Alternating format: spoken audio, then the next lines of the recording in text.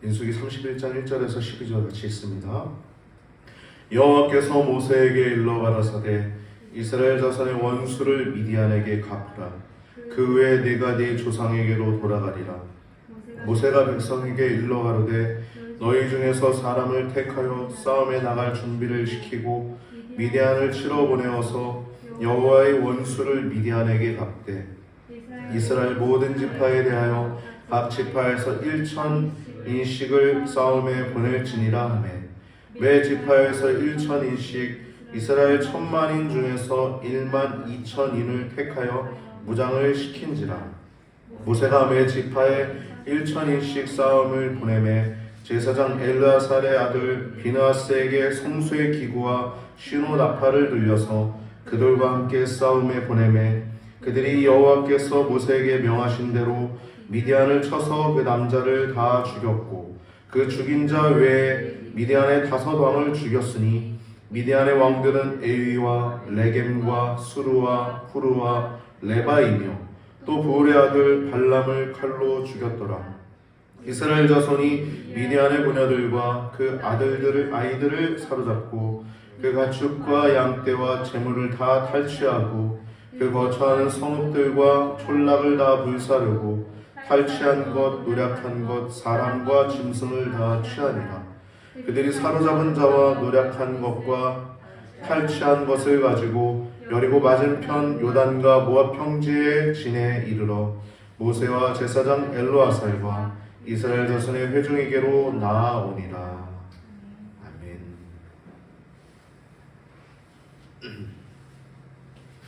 오늘 본문 말씀을 통해서 함께 나눌 말씀의 제목은 민수기 30장, 31장 소원 규례와 미디안 원수 정복이라는 말씀을 가지고 나눌 때 여러분 큰 은혜의 시간 되시길 바랍니다. 오늘 본문은 앞에 22장에서 25장에서 있었던 모압 평지에서 모압 왕 발락이 이 이스라엘을 저주하도록 부른 발람 선지자 그 사건의 이제 후속편입니다.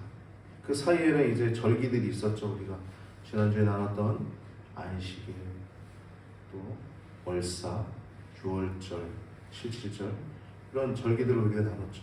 그 내용들이 있고 그 내용이 사이에 들어가고 그러니까 전에 범죄하고 오늘은 진멸하는 말 그대로 하나님이 작살내는 내용입니다. 그 도울 김용옥이라는 사람 아시나요? 다들 아시네요. 잘들 아시네. 그 사람은 목사 아닙니다. 이상한 사람이에요. 그 사람이 뭐라고 얘기했냐? 구약 성경을 보면서 조폭 하나님? 이렇게 얘기를 해요. 하나님이 그냥 때리십니까? 아니죠. 하나님이 그냥 때리시는 경우는 없습니다. 가나안 족속이 멸망당한 이유도 이미 아브라함 때 400년 전에 하나님이 미리 말씀하셨던 내용이죠. 잘 아시죠 여러분? 그래서 400년 후에 너 자손이 들어갈 때쯤 그때 죄악이 꽉 찰 것이다. 그런 말씀이 나오잖아요. 오늘 말씀 보면 완전히 진멸시킵니다. 이스라엘 백성들은 한 사람도 죽지 않게 됩니다. 후속편이에요. 지난번에 왜 이 미디안, 이 모압, 이 미디안 백성들이 왜 지금 멸망을 당하게 되냐면 계속 저주를 하라고 불렀는데 저주는커녕 축복을 했잖아요. 발람 선자가. 근데 이 불의의 삭 때문에 그래도 자신이 해야 될 일을 좀 해야겠다. 불의의 삭을 위해서 이제 이스라엘을 저주토록 이렇게 이 속임수를 줘서 이제 이방 신에게 절하고 음행을 저지르게 한 이 모압, 이 미디안을 이제 진멸하게 되는 내용이 나오는데요. 오늘 본문 31장 나누기 전에 우리 30장을 간단하게 좀 나눴으면 좋겠습니다. 원래 지난주에 나눴어야 되는데 지난주에는 이것까지 다루긴 좀 그래서 오늘 이 내용을 같이 좀 잠깐 다루려고 합니다. 30장 내용은 서원기도에 대한 내용입니다. 서원기도. 여러분 서원기도는 좋은 걸까요? 나쁜 걸까요? 이분법적으로 얘기하면 여러분 답이 안 나와요. 서원 기도가 있다는 거는 뭡니까? 서원 규례가 있다는 건 이유가 있다는 거죠. 제가 어렸을 때 저희 어머니가 서원 기도 이렇게 하지 마라 그런 얘기도 하셨던 기억이 납니다. 그것도 잘못된 말은 아니에요. 남발하지 말라라는 의미일 수 있죠. 근데 서원 기도 하면 반드시 지켜야 되기 때문입니다. 서원 기도는 축복이기도 하고 또 위급할 때 하게 되죠. 서원 기도는 되게 하나님께 서원 기도는 말 그대로 하나님께 약속하는 겁니다. 그럼 사람과 사람과의 약속도 지키죠? 안 지키는 사람 있어요? 안 지키면 가벼워 보이죠, 사람이. 사람과의 약속도 지켜야 되는데 여러분 하나님과의 약속은 얼마나 무섭겠습니까? 그거는 시퍼렇게 살아계신 하나님과 약속한 거기 때문에 반드시 지켜야 되는 거기 때문에 조심해야 될 필요성이 있습니다. 보통 이런 것을 하게 되는 이유는 위급할 때 하게 되죠. 어려움에 봉착할 때 하게 됩니다. 여러분 왜 그렇게 하게 될까요? 그분만이 해결할 수 있는 분이라는 걸 알기 때문이에요. 할렐루야. 우리 성도는 그렇게 하나님을 찾죠.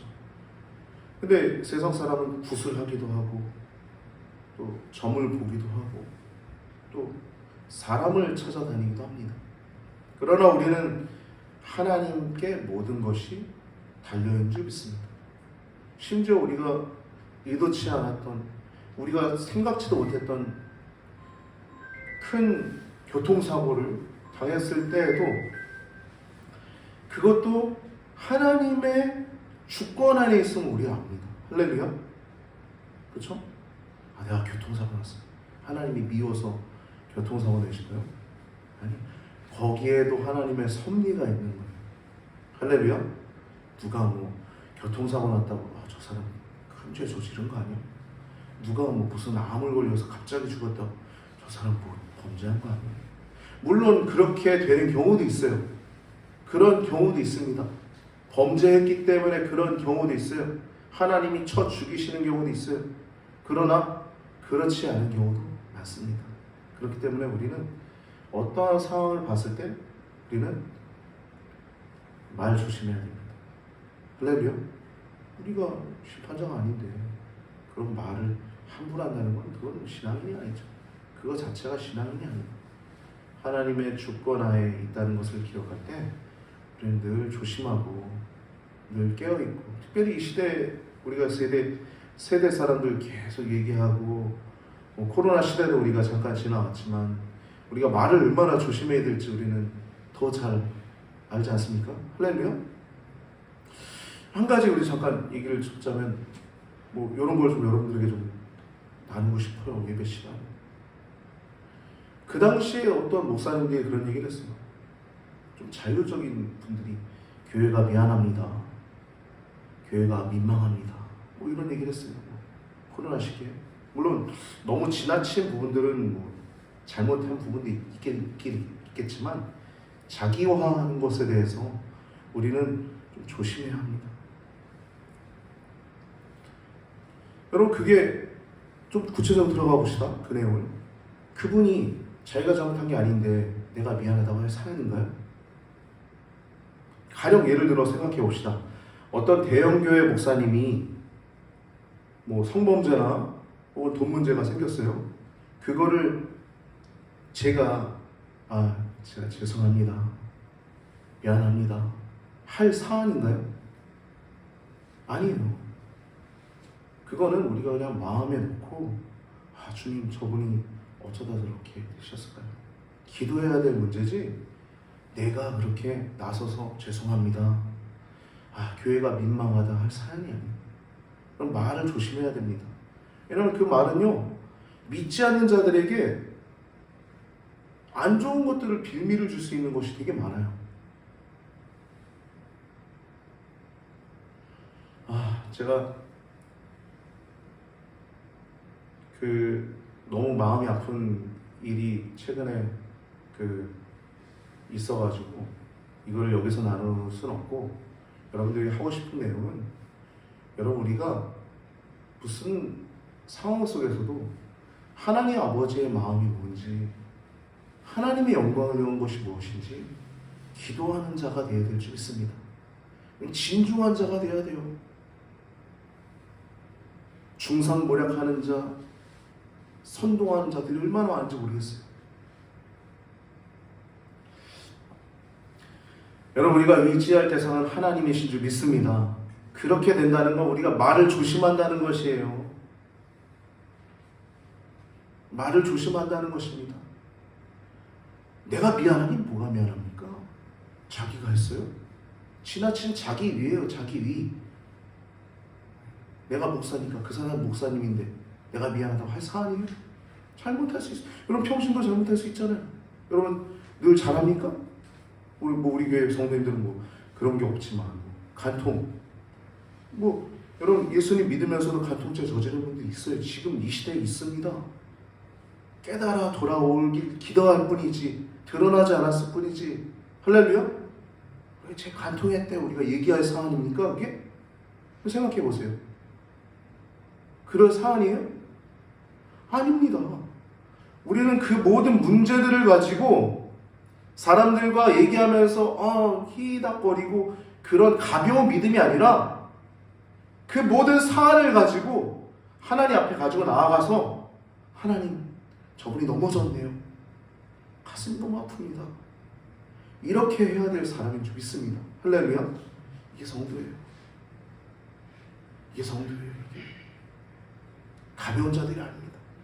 나를 어떻게 구원해 주셨는데 교회의 몸이 손상당하는 것에 대해서 우리가 가슴 아파하지 않고 있다면 그건 우리가 한번 지워봐야 됩니다. 할렐루야. 우리 머리 대신 예수님이 훼손되는 거예요. 해방당하는 것입니다. 사탄이 즐거워하는 거예요. 우리 이런 고민을 많이 해야 될 줄 믿습니다. 하나님은 저를 좀 고민을 많이 하는 사람으로 많이 세우셨어요. 저는 어떤 사안들을 볼 때 고민을 참 많이 합니다. 그래서 정리해서 그래서 페이스북에도 좀 적고 그런 일들을 하는데 우리가 고민해야 될 줄 믿습니다. 그것은 한 가지예요. 오직 하나님의 영광을 위한 것이 무엇인가? 사탄이 즐거워하는 것은 또 뭘까? 그것만 생각하면 됩니다. 그럼 하나님 우리에게 깨닫게 하세요. 할렐루야. 우리 입술을 더욱더 조심하고 또 나아갈 수 있게 되길 바랍니다. 우리가 서원은 이렇게 하나님을 의지하는 겁니다. 하나님이 전능자이시기 때문에 서원은 여호와 신앙의 척도로 사용되는 것이에요. 서원이라고 하는 단어가 한자로 보면 맹세할 서자, 원할 원자라는 것입니다. 그러니까 원하면서 맹세하는 거예요. 그러니까 하나님께 바라면서 약속하는 것입니다. 즉 어려움에 봉착했을 때 어떠한 상황 속에서 하나님께 바라면서 약속하는 것입니다. 서원 기도할 때는 주의해야 될 점이 두 가지가 있죠. 하나는 남발해서는 안 됩니다. 제 3계명이죠. 여호와 이름을 망령되이 일컫지 말라. 말씀처럼 하나님의 관계 속에서 우리가 어떤 것을 해나가는 데 있어서 조심해야 될 것입니다. 책임 없이 시건해서는 안 되는 거예요. 하나님과 하는 거기 때문에. 첫 번째 그런 거고요. 두 번째는 말씀과 대치되는 서원 기도를 해서는 안 됩니다. 그런 내용들이 있죠. 우리 성경에 보면 사사 입다 선생님께서 큰 승리를 거두고 오면 내가 집에 왔을 때 나를 가장 먼저 맞이하는 사람을 하나님께 드리겠습니다 그랬잖아요. 근데 그게 하나님의 뜻과는 바르게 일치된 내용은 아니죠. 그렇게 사람을 바치는 제사는 하나님이 기뻐하시지 않잖아요. 그렇죠? 말씀과 대치되는 기도를 해서는 안 됩니다. 서원 기도는 이렇게 주의해야 될 점이 있고 또 서원 기도는 축복이 있습니다. 여러분 한나의 기도를 보십시오. 한나의 기도. 무자했던 한나가 하나님께 기도했을 때 그 위대한 사상 사무엘 선자를 얻게 되지 않습니까? 사무엘. 할렐루야. 먼저 가신 저희 고 김경국 장로님께서 사무엘을 참 좋아했던 것 같아요. 그 다음에서 이렇게 자기 아이디 이름 쓰잖아요. 사무엘이라고 적어 놓으셨더라고요. 사무엘 흠도 없죠. 성경에 보면 흠이 전혀 없습니다. 정말 신실했고 사울왕에게 기름 부었고 또 그 종교적으로 완전 타락한 시대에 그 종교적으로 하나님 앞에 바로 서서 질서를 잡을 수 있었던 사람이었고 또 다윗에게도 기름 부으며 하나님 아버지의 마음들을 왕들에게 전했던 이 사무엘 선자, 이 위대한 선자가 날 수 있었던 그 이유는 이 무자했던 한나에게 기도를 통해서 하나님이 주셨던 것입니다. 기도를 통하여 사무엘상 1장을 보면 아들을 구하는 내용이 나오는데 마음이 괴롭고 그래서 하나님께 나와서 통곡하며 서원했다라고 말하고 있어요. 아들을 주시면 내가 잊지 않고 이 여종의 아들을 하나님께 드리겠습니다. 아들을 얻자 남편의 동의를 얻은 후에 하나님께 이렇게 드리는 내용이 나오죠. 그래서 24절을 보면 1장 24절을 보면 하나님께 드려진 사무엘 내용이 나오고 있습니다. 즉 오늘 본문의 30장에 오늘 본문 31장 앞에 있는 30장의 서원규례는 여자가 스스로 서원을 했다 하더라도 남편의 동의와 혹은 아버지, 결혼하지 않은 여인은 이 아버지의 동의를 얻어야 했습니다. 그럼 이거는요, 동의해서 만약에 안 된다라고 얘기하면 무효화가 될 수 있었어요. 근데 이렇게 하는 이유는 뭐 서원기도의 무효화에 대한 집중이 아니라 이 힘 있는 남편이나 또 혹은 아버지가 그 서원에 동참하도록 하기 위한 말씀입니다. 즉 이것을 여인이 지킬 수 있도록 후원의 의미로 말씀이 있는 것입니다. 이렇게 그렇고요. 오늘 본문 31장에 보면 이제 미디안 원수 정복 이야기를 보기 전에 우리가 서원기도를 우리가 마지막으로 좀 얘기를 나누자면 서원기도는 여러분 큰 축복입니다. 하나님께 드렸을 때 하나님이 얼마나 위대하게 쓰십니까? 하나님께 드렸을 때. 오늘 본문 31장 보면 미디안 원수 정복 이야기도 보면 2절에 이스라엘의 원수를 미디안에게 갚으라고 얘기하고 있어요. 그 후에 내가 내 조상에게로 돌아가리라고 말씀하고 있습니다. 이어서 먼저는 이스라엘의 원수라고 표현하셨는데 3절을 보면 모세가 백성에 일러 가라되 너희 중에서 사람을 택하여 싸움에 나갈 준비를 시키고 미디안을 치러 보내어서 여호와의 원수를 미디안에게 갚되라고 말하고 있습니다. 즉 이스라엘의 원수라고 얘기한 이 원수는 여호와의 원수라는 거예요. 여러분 왜 이렇게 공식이 될까요? 이스라엘의 원수가 하나님의 원수라는 거예요. 여러분 여러분에게도 원수가 있지 않습니까? 아니 뭐 원수를 맺지 말라, 원수를 사랑하라 그런 말씀도 있고 그거는 우리가 신앙생활하고 또 하나님의 영광을 위한 삶을 살기 위한 척도가 되고 바른 것이지만 진짜 죽이려고 하는 원수들도 있잖아요. 그 자들이 하나님의 대적이 된다는 것은 여러분 큰 축복인 줄 믿습니다. 왜 근데 그런 공식들이 성립이 될까요? 이유는 한 가지입니다. 세상은 세상적이요, 정욕적이요, 마귀적이기 때문이에요. 사탄적이기 때문입니다. 즉 우리가 중생했을 때는 세상에 살던 우리들이 즉 세상적이었고 정욕적이었고 마귀적이었던 우리들의 모습들이 이제 하나님의 것이 되어서 하나님적이요 아름다운 거룩한 하나님의 백성이 된 것입니다. 그래서 하나님의 백성으로 들어온 거예요. 즉 이스라엘의 원수가 여호와의 원수가 된 것은 당연한 것입니다. 여러분 우리들도 하나님의 소유가 될 것입니다. 성도가 가진 모든 것, 여러분들 가정 있잖아요. 여러분들 자녀가 있고 여러분들 형제 자매, 여러분의 남편, 아내, 부모님 있잖아요. 여러분들의 모든 것은 아버지 되신 하나님과 상관이 있습니다. 할렐루야. 그리고 세상에 보세요. 세상 사람들도 하나님의 은혜를 받고 삽니다. 그렇죠? 이 일반 은총이라고 해요. 근데 다만 하나님의 존재를 모를 뿐인 거죠. 참새 한 마리도 하나님이 허락하셔야 땅에 떨어지는데 하물며 우리들일까 뭐냐. 우리 사람들은 하나님의 은혜를 입고 다 살아갑니다. 그래서 우리를 하나님께서 이렇게 모든 것들을 상관하시고 있습니다. 그래서 여호와의 원수라는 거예요. 이스라엘의 원수, 여호와의 원수. 왜 이렇게 원수가 됐냐? 이스라엘은 하나님 건데, 즉 성도는 하나님 건데 그들이 타락하도록, 그들이 범죄하도록 만든 그 요인을 그 미디안이 제공한 거예요. 그러자 그 타락하게 된 사건 때문에 이스라엘도 크게 혼나잖아요. 기억하시죠? 전염병이 엄청나게 비나서 창 가지고 가서 남녀를 찔러 죽였을 때 전염병이 멈췄을 때 몇만 몇천 명이라고 나오지 않습니까? 이스라엘도 범죄했을 때 그에 대한 심판을 받지만 그것을 제공했던 미디안을 지금 진멸하라는 겁니다.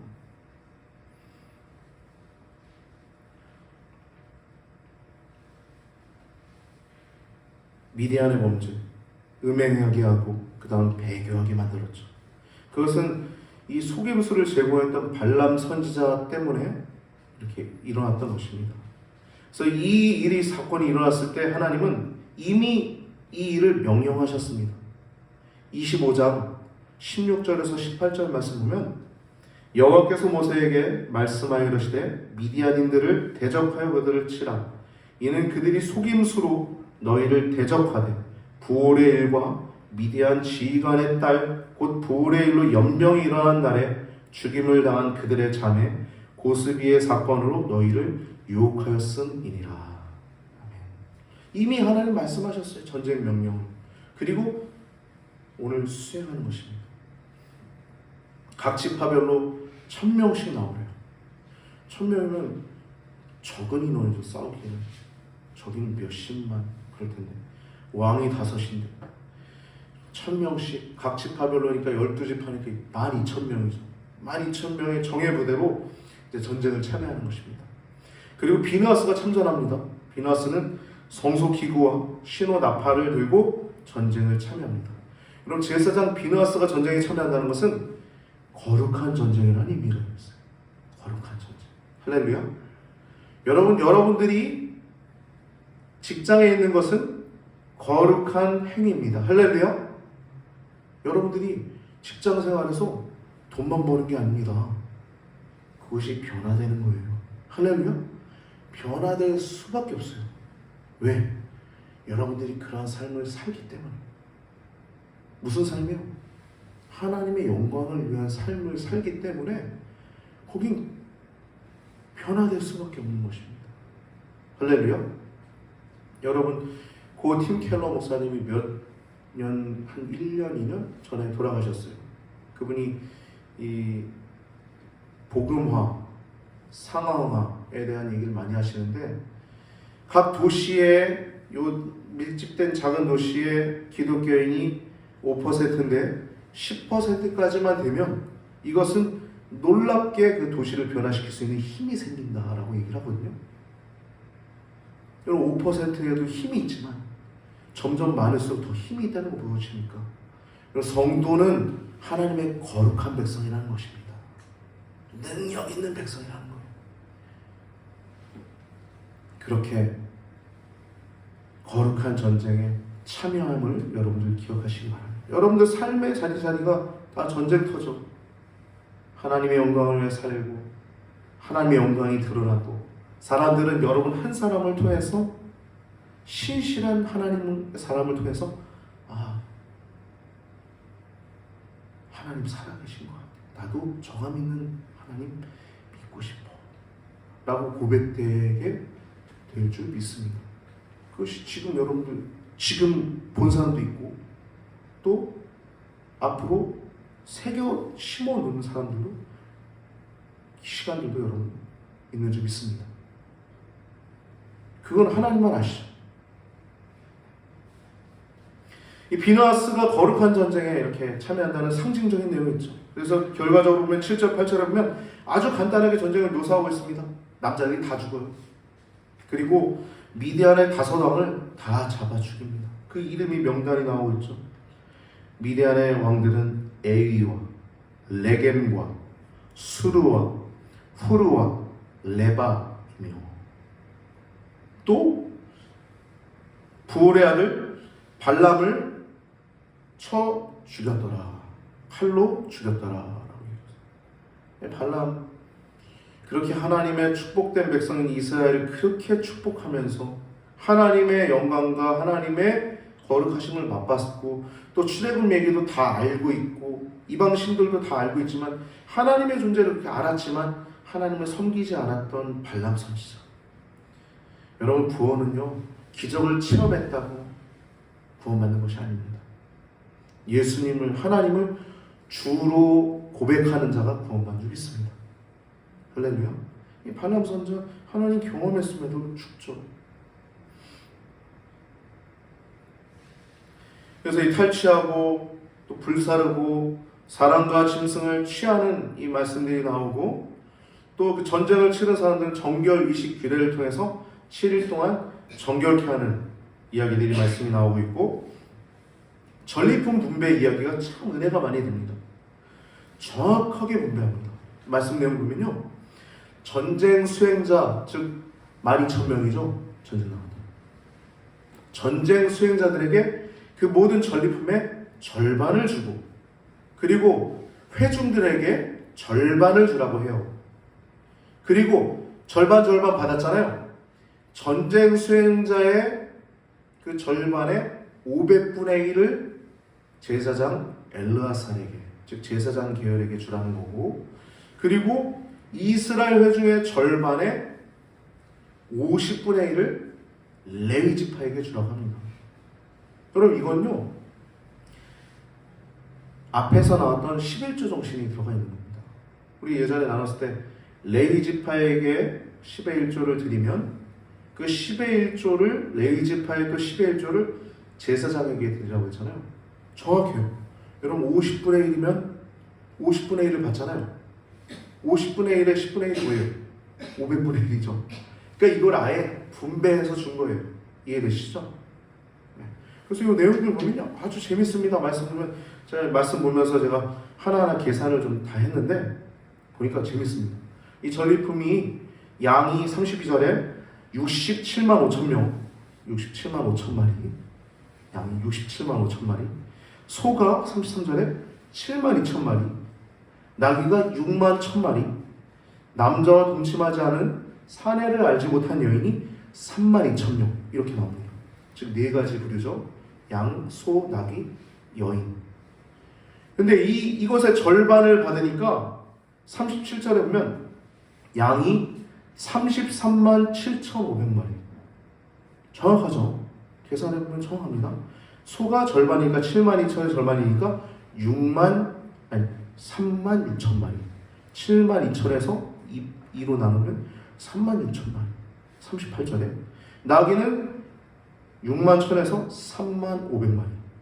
그리고 사람은 3만 2천에서 1만 6천 명. 그래서 여기에 500분의 1이니까 제사장에게 드린 내용도 보면 37절에 보면 37절 읽어볼까요? 소가 3만 6천, 여호와께 새로 드린 양이 675요라고 나오죠. 그 앞에 양의 숫자가 33만 7,500이에요. 또 정확하게 계산해보면요, 계산기 뜯어보면 500분의 1입니다. 그리고 소 3만 6천에 500분의 1은 72. 38절에 나오죠. 39절에 나귀도 500분의 1, 61마리. 이게 계산하면 정확하게 나옵니다. 그리고 사람도 32명. 이게 정확하게 나옵니다. 이 내용에 대해서 이제 41절에 보면 여호와께 거제의 곡물로 드린 것을 모세가 제사장 엘르아살에게 주었으니 여호와께서 모세에게 명령하신 것 같았더라 말씀합니다. 47절에 동일하게 이스라엘 회중이 또 레위 지파에게 드린 내용들 나오고, 이스라엘 자손의 그 절반에서 모세가 사람이나 짐승의 50분의 1을 취하여 여호와의 장막을 맡은 레위인에게 주었으니 여호와께서 모세에게 명령하신 것 같았더라 말씀하고 있습니다. 48절에서 54절에 보면 이 예물을 드리는 천부장들과 또 백부장들이 모세에게 나와서 기쁨으로 하나님께 예물을 드립니다. 즉 취했던 금을 다 드리는 거예요. 그 이유가 뭐라고 나오면 말씀 나옵니다. 우리가 그 나갔던 그 군인들을 계세보니까 한 사람도 골인하지 않았다는 거예요. 죽지 않았다는 것입니다. 각 지파별 1000명씩, 즉 12,000명 중에 한 사람도 죽지 않았다는 거예요. 은혜에 감사해서 모은 그 금의 도합이 16,760세겔이었습니다. 이렇게 이 미디안 정복 전쟁은 하나님의 섭리로 이루어진 정복 전쟁입니다. 모든 남자들이 다 전멸되었고 한 사람도 남지 않았다고 말씀하고 있습니다. 미디안의 5명의 왕들이 다 죽었고 이 일들에 대해서 큰 승리를 주신 하나님께 감사하는 이스라엘 내용. 그래서 이 내용을 보면 하나님이 함께 하셔서 큰 승리를 주셨다고 말씀하고 있는데 50절에 보면 이렇게 얘기하죠. 이 천부장과 이 백부장들이 모세에게 말하되 당신의 종들이 이끈 군인을 계수한즉 우리 중 한 사람도 충나지 아니하였기로 우리 각 사람이 받은 바 금 패물 곧 발목고리, 손목고리, 인장반지, 귀고리, 목걸이들을 여호와께 헌금으로 우리의 생명을 위하여 여호와 앞에 속죄하려고 가져왔나이다. 아멘. 여러분, 세상에 신에게 주는 건 복 받으려고 어떤 목적을 위해서 드리는 거라고 한다면 우리 기독교인들이 하나님께 드리는 건 감사해서 드리는 것입니다. 할렐루야. 우리가 성도로서의 자세는 은혜에 감사하는 태도일 줄 믿습니다. 그러한 하나님의 영광을 위한 삶이 여러분과 저의 삶 가운데 충만하길 바랍니다. 여러분, 우리 삶이 짧으면 60, 길면 80, 요즘 100세 시대라고 하는데 여러분, 하나님과 동행하는 것이 큰 기쁨이시죠? 할렐루야. 더욱더 하나님의 영광을 위해서 살아가는 여러분과 저의 삶이 되길 바랍니다. 오직 하나님의 영광을 위해서 살아갈 때 우리는 하나님의 영광을 보게 될 것입니다. 여러분, 우리 대한민국의 역사를 보십시오. 얼마나 처절한 역사입니까? 청일전쟁, 너일전쟁, 우리나라를 숱하게 이스라엘이 그 왔다 갔다 하면서 이집트와 그 아수르가 왔다 갔다 하면서 전쟁하면서 온갖 수탈과 그런 것들 당했던 것이 우리나라가 얼마나 그런 나라였어요. 근데 우리나라가 이렇게 전쟁 없이, 그럼 전쟁 경험 안 하셨잖아요. 여기 있는 분들은. 그렇죠? 얼마나 큰 의미입니까? 여러분, 늘 감사하시고 우리의 삶이 정말 하나님의 영광을 위해서 살아가야 되겠다 생각할 수 있는, 그리고 결단하는 정말 주를 위한 삶, 은혜 가운데 살아가는 삶, 하나님의 영광을 위한 삶이 여러분과 저의 삶 가운데 있게 되길 바랍니다. 여러분, 하나님의 영광은 외적인 것이라고 한다면 하나님의 거룩함은 우리 가운데 있는 것입니다. 할렐루야. 우리가 포도나무 안에 있으면 하나님의 영광을 세상을 보게 될 것이고 우리 하나님의 거룩함 속에서 동행하게 될 줄 믿습니다. 그렇게 주님과 동행하시는 여러분과 제가 되길 바랍니다. 기도드리시겠습니다.